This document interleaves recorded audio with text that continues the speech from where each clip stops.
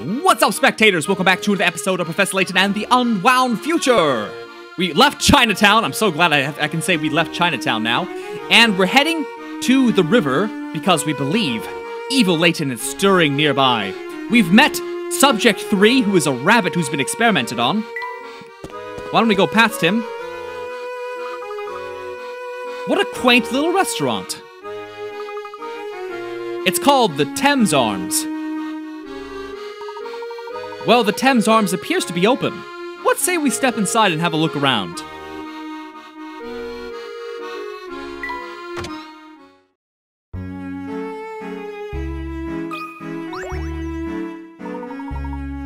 Gentleman, lady, welcome to the Thames Arms. Good afternoon, sir. Lovely afro you've got there. We're here in search of an acquaintance who may come by today. Have come by today, I'm sorry. As you can see, business is quite slow. One regular came in earlier, but he left a few minutes ago. I see. This regular didn't happen to come from Chinatown, did he? Forgive me, but it doesn't seem right to give out that kind of information without his consent. Of course, I understand your concern. However, this information could be vital in assuring the safety of London. That's quite a claim to make. What about this? If you can help me with a problem I'm having, perhaps I can help you with yours. Little tit for tat, a little tit for tit. Dice dates, number 81. You've decided to make a special pair of dice that can display each day of the month numerically on your desk, as shown by the 12 at the top of the screen below. Each day must use both dice, however, which means single-digit days like the 1st and 2nd of the month will display as 01 and 02 respectively. You thought you had the design figured out, but the layouts below won't display all the dates. Draw a circle around the one number that needs to be changed. Hold on, let me think about this for a second. This puzzle requires a lot of thinking because you need to run through numbers from the 1st to the 31st in your head and try and see if you could make that number using this combination of dice. So what you'll end up with is, you can make the 1st through the 6th with the way these dice are set up, but you can't do the 7th, 8th, and 9th because they're all on the left die. You need 0 on the right die so you can get the 7th, 8th, and 9th. But that would mean getting rid of one of the numbers on the right side and replace it with the 0. So it's figuring out which number you don't need. At first, you think it might be 1, but then, what about the 11th and the 21st? No, sorry, what about the 11th? That's the only reason you can't get rid of the 1. But if you consider rearranging the die in any way you want, the 9 on the left can be flipped to look like a 6. So if you had to get rid of any number and replace it with a 0, it could be a 6. But it has to be the 6 on the right, because 7, 8, and 9 are on the left. That should do the trick. Just as I suspected. The current design won't allow the dice to be display the numbers 7 or 8. Ugh. But if you change the 6 to a 0, you can flip the 9 upside down to use it as a 6 and display all the dates.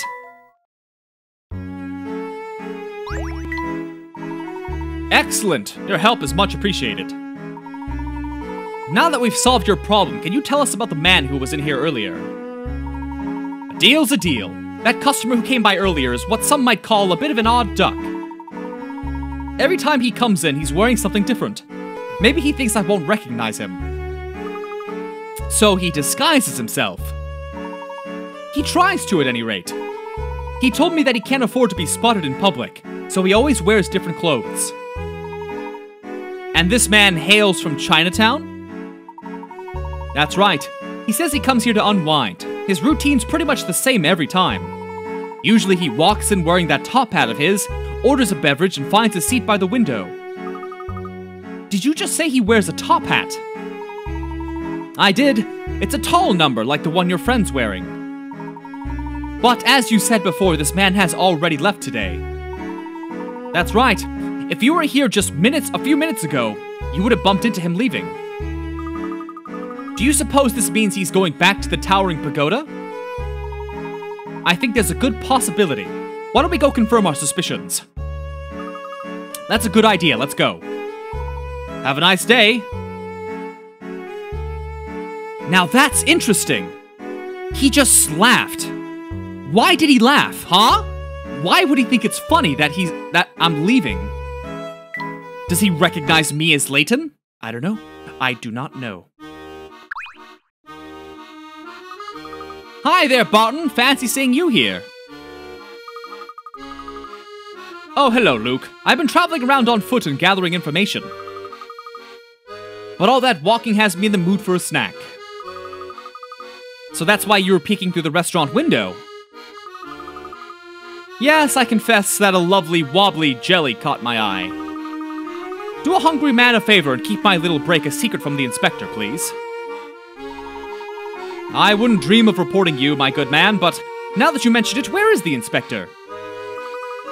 He's been conducting a series of exhaustive interviews with everyone he meets in town.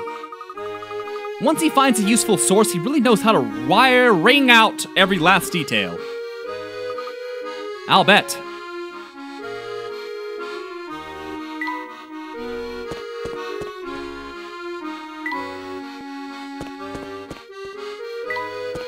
It's a bit of a walk, isn't it, to get back to the towering pagoda? Oh, my dear sweet Fluke, I've been looking everywhere for you. What are you doing here? Please excuse Luke here, he's just surprised is all. What a pleasant coincidence. It is that we all happen to walk through here. Coincidence? Oh, no, no, no. This is nothing short of fate, because you see, Fluke and I are destined for one another. Well, I suppose that's one way of thinking about things. Fate? Destiny? Luke, just what have you been telling the sweet girl? Me? Nothing! It's all one big misunderstanding. Belle and I, we aren't, involved like that. Oh, Fluke, when you get all flustered like that, you're so cute I could just eat you up. I'm not flustered. Oh, cute! Hush now, my strong, gorgeous man. There'll be time for more flirting later. I came to let you know that I've been seeing strange men running all over— Oh, I thought you were going to say, I've been seeing strange men. End of sentence. They keep going on and on about the boss, blue hats, and other gibberish. That sounds bad. Professor, do you think the family has finally caught on to us? I fear that might be the case. If so, we have limited time. We must gain access to the towering pagoda before the family reinforces their guard in the area. Don't be scared, my sweetling. I won't let anyone harm my dreamy hunk of a man. Look, Belle, thanks for the warning, but you can stop worrying about me now. And you can stop calling me weird names. All right, let's go now. Oh, Fluke, I just love when you play hard to get. It just makes me swoon. Go on, Luke. Man up. Man up. Be a man. The master of the towering pagoda.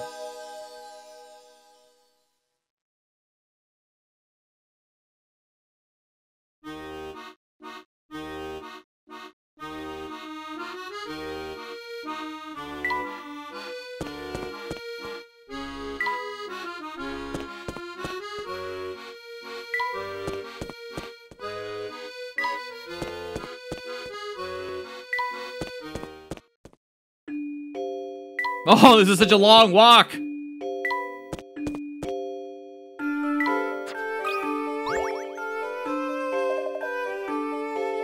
Back again, I see! We heard that Mr. Layton had returned. That's true. That being the case, I assume you'll let us through this gate. Fine, I have no objections. Well, that's not entirely true. There is one minor issue left. When the boss got back, he told me not to let anyone through the gate without solving this puzzle first. The impassable gate! Mission Impassable. Number 86.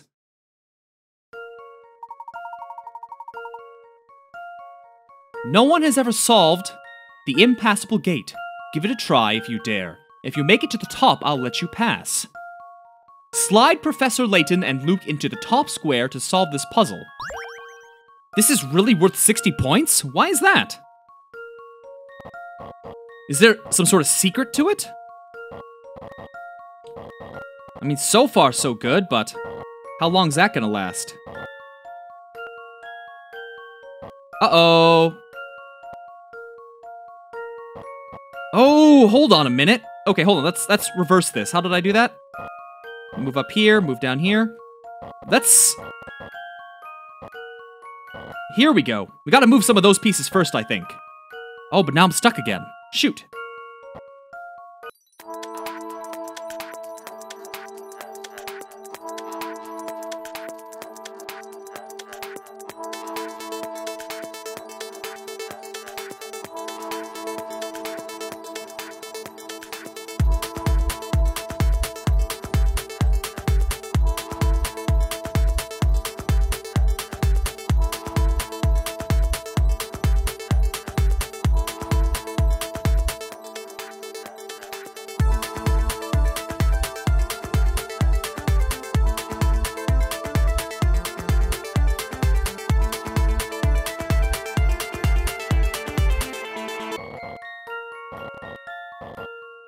Bam! That should do the trick. That was hard! That was so hard! Few things satisfy like a puzzle solved. Oh, man.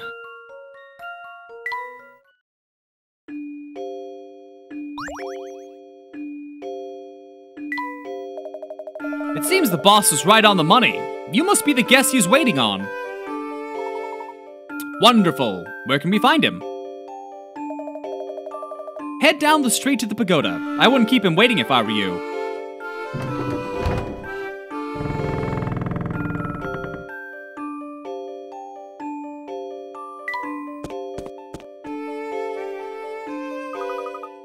The towering pagoda's not far now.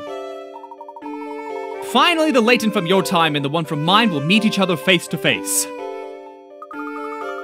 That might be tough, seeing as how our professor's not here.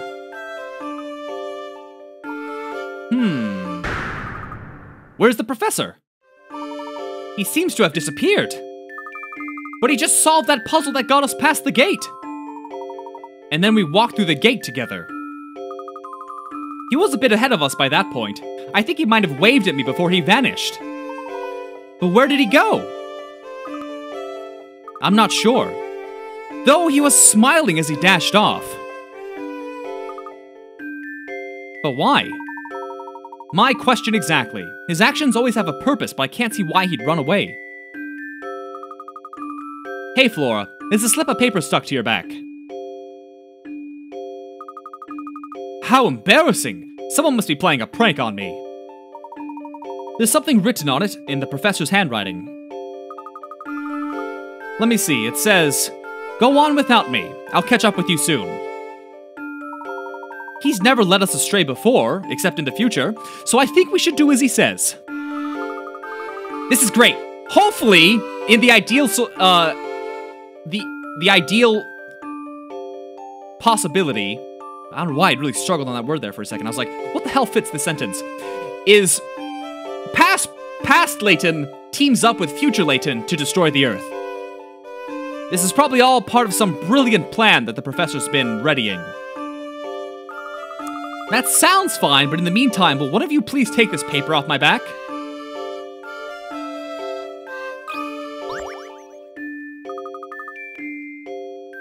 What are you doing back here? We're just on our way to the towering pagoda, not that our business concerns you. Not so fast! You're one of the fellows behind the incident at the casino, aren't you? Let's say I am. What would you do about it? I'd get my boss Schmelby to give you a knuckle sandwich, if only he hadn't gone off to the bathroom. Well, lucky for us, he's not here. We'll just be going now. If you run off, I'll make sure my boss squishes you like a bug when he finds you. Duly noted. Wait, one more thing. one more thing. Solve this puzzle. Photo finish. This finish line photo of a race has been cut into strips, which were then mixed up. The runners finished in the race in the order in the photo. Who came in third? Circle the answer. Okay, so let's try and piece this thing together. We have quite a few birds here, don't we? Alright, 1 second. And I'm assuming I can't rearrange them. Okay. Let's try mapping this out. So I think I've pieced it all together. I started just with 1. So now, it says 0, but that really is supposed to be 1. It's supposed to be 1, 2, hold on, let me write this down. It's supposed to be 1, 2, 3, 4, 5. And the question was, who came in third? So if this second to last strip is the first one, that means we have, do the birds count? No, the birds don't count. Okay. So it's HI as first and second, which means third was F. HI, and that's part of I. I's back. Yes, this has to be it. This puzzle has met its match. Puzzling? I think not. F came in third by a nose.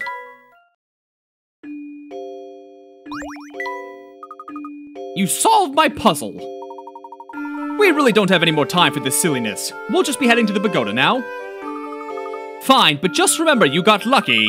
If my body were here, you'd be the one getting bossed around right now. Are you finished? This isn't over. Mark my words, you'll get yours.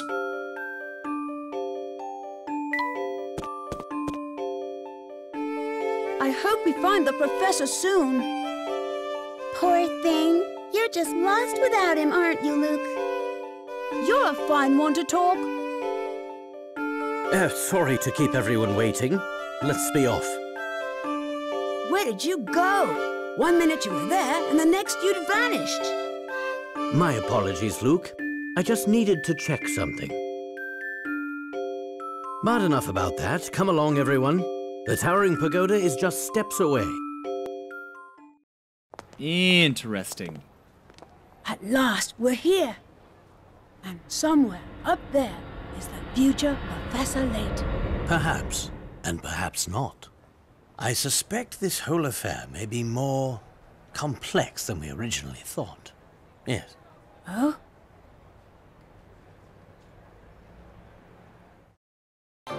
Oh, future look is suspicious, I think. But why don't we save all this for tomorrow's episode? So stay tuned for the next one, and thanks for watching. Bye-bye!